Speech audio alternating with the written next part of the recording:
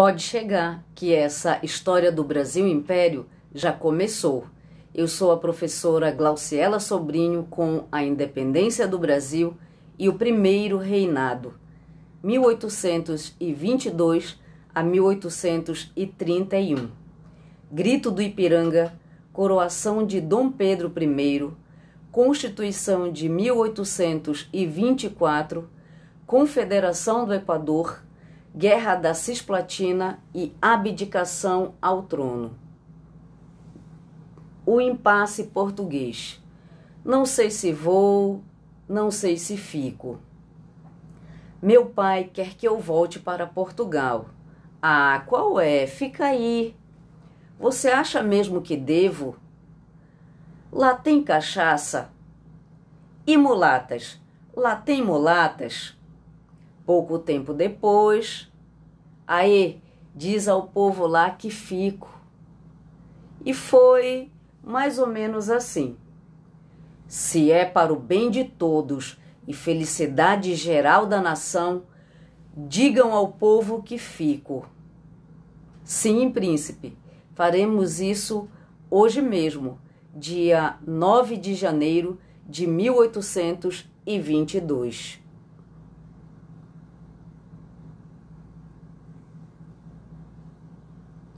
Ficar no Brasil será mais difícil do que imaginava. Portugal continuou pressionando Dom Pedro a deixar o Brasil. Enquanto isso, o príncipe escolhia um novo ministério, liderado por José Bonifácio de Andrada e Silva, seu principal conselheiro, que por isso ficou conhecido como Patriarca da Independência. Em 3 de junho de 1822, Dom Pedro convocou eleições provinciais para compor uma Assembleia Constituinte para o Brasil, demonstrando que estava disposto a enfrentar Lisboa. Sob ameaça de ser invadido por tropas portuguesas, Dom Pedro declarou a independência. Ouviram do Ipiranga as margens plácidas. Ouviram o que, afinal? O grito do Ipiranga. Independência ou morte? Quer ir mais fundo desse conteúdo? Mergulhe aqui na dica de vídeo do YouTube. Primeiro Reinado, 1822 a 1831. Aqui, no lado direito, a aclamação de Dom Pedro I como imperador e defensor perpétuo do Brasil. Sua coroação aconteceu em 1º de dezembro de 1822, seguida de manifestações de revoltas em várias províncias ligadas a Portugal. Não foi fácil manter o território. Tive que lutar pelo Brasil. Com a declaração de independência, tropas portuguesas resistiram no Pará, na Paraíba, no Piauí, no Maranhão, na Cisplatina e principalmente na Bahia. Mas com a ajuda de milícias estrangeiras, Dom Pedro conseguiu reprimir esses movimentos. Ao lado, a cartografia do Brasil em 1823, já com as novas províncias de Santa Catarina e Cisplatina. O Império do Brasil e as tentativas constitucionais. Primeira tentativa, Assembleia Constituinte de 3 de maio de 1823.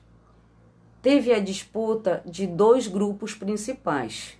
De um lado, o Partido Brasileiro, que defendia a monarquia constitucional.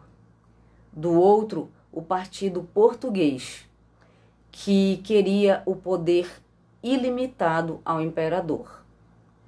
Dessa disputa surgiu a Constituição da Mandioca, que tinha como principais características predomínio da elite agrária, voto censitário e indireto, redução dos poderes do imperador e, sobretudo, anti-lusitanismo. É claro que essas características não agradaram em nada o jovem imperador, que reagiu forte na chamada Noite da Agonia. Era 12 de novembro de 1823. Dom Pedro I mandou fechar a Constituinte, rasgando a primeira Carta Magna e iniciando um novo projeto. Segunda tentativa, Constituição do Poder Moderador, 25 de março de 1824. Agora sim, vai se chamar Constituição e vai ter a cara do papai. A nova Carta Magna do Brasil tinha estabelecido os 3 poderes: executivo, legislativo e o judiciário. Mas um quarto elemento foi inserido, o chamado poder moderador, que na prática dava a Dom Pedro I a prerrogativa de intervir nas demais esferas. Esta Constituição também estabeleceu o voto indireto masculino aberto e censitário, ou seja, baseado na renda. O país foi dividido em províncias, com presidentes escolhidos e nomeados pelo próprio imperador. A Igreja Católica foi tornada a religião oficial do país. Era uma monarquia constitucional, porém hereditária. À direita, a primeira bandeira do Brasil. Este período do primeiro reinado foi marcado por vários conflitos. Era um cenário de autoritarismo e impopularidade de Dom Pedro I. Vieram, então, algumas divergências, revoltas e conflitos. A primeira a ser destacada é a Confederação do Equador, que aconteceu em Pernambuco no ano de 1824. Foi uma revolta urbana de natureza separatista, republicana e popular. Reuniu as camadas médias urbanas e também a elite rural para lutarem contra a tirania do imperador e seus altos impostos. O movimento teve adesão do Rio Grande do Norte, Ceará, Paraíba e Alagoas. A conspiração foi duramente reprimida pelas tropas imperiais. E para ir mais fundo neste assunto, basta consultar a dica de vídeo do YouTube aqui no canto direito. Outro conflito que merece destaque é a Guerra da Cisplatina, entre 1825 e 1828. Foi um conflito separatista na região sul do Brasil, que faliu os cofres públicos e fragilizou definitivamente o poder do imperador.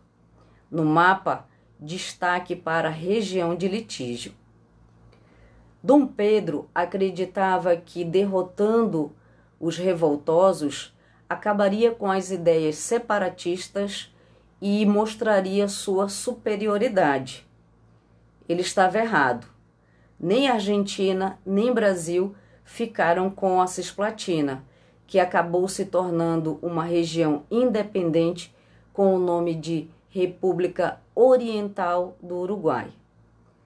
Quer ir mais fundo nesse conteúdo? Basta consultar essa dica de vídeo do YouTube aqui no canto esquerdo. Fim do Império de Dom Pedro I.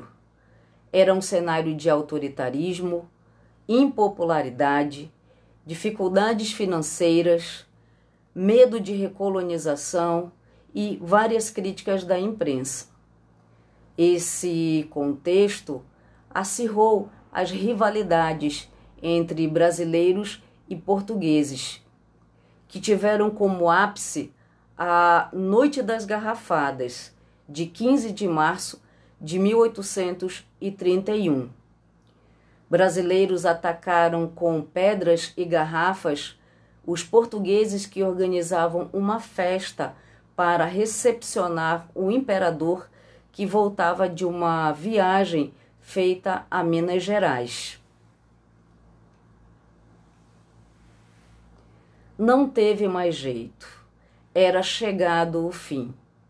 Deu-se a abdicação em 7 de abril de 1831. Tome aqui, Pedrinho. Partirei para Portugal. O Brasil agora é seu. O discurso de Dom Pedro I, eis aqui.